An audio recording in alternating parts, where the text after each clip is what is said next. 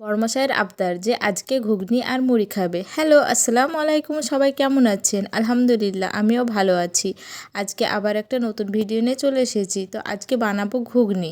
বড়মশাইয়ের ইচ্ছে যে আজকে ঘুগনি আর মুড়ি খাবে বিকেলবেলায়। তার জন্যে আমি দুপুরবেলায় ঘুগনি রান্না করতে চলে এসেছি।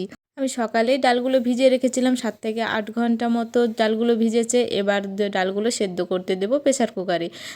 তো প্রেসার কুকারে ডাল, আলু, সামান্য পরিমাণ লবণ ও জল দিয়ে সেদ্ধ করতে রেখে দিলাম। এবার অন্যদিকে ঘুগনি তৈরি করার জন্য পেঁয়াজ এবং লঙ্কা কেটে নিচ্ছি। এরকমভাবে কার কার বর হঠাৎ আবদার করে যে এটা খাবো ওটা খাবো, অবশ্যই কিন্তু কমেন্টে জানাবেন। আর কে কোথা থেকে ভিডিওটা দেখছেন সেটিও কমেন্টে জানাবেন।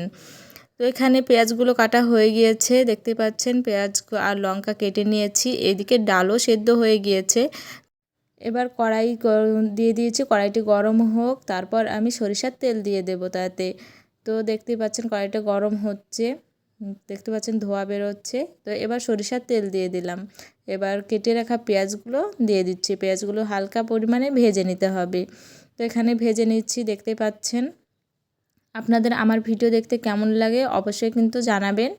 আর এরকম আরও ভিডিও দেখতে চাইলে আমার চ্যানেলটি সাবস্ক্রাইব করে পাশে থাকবেন। তো এখানে আমি পেঁয়াজ বাটা, রসুন বাটা এবং আদা বাটা দিয়ে দিলাম। মশলাগুলো আমি আগেই করে রেখেছিলাম, তো সেগুলোই দিয়ে দিলাম। সেগুলো দিয়ে আবার একটু ভেজে নেব। এবার হলুদ, লঙ্কা গুঁড়ো, জিরে গুঁড়ো, ধনিয়া গুঁড়ো সব কিছুই দিয়ে দিলাম। দিয়ে এবার ভালোভাবে নাড়তে থাকবো, ভালোভাবে মশলাটাকে কষিয়ে নেব। এবার পরিমাণ মতো লবণ দিয়ে দেব তাতে। আপনারা আপনাদের স্বাদ মতো লবণ দেবেন।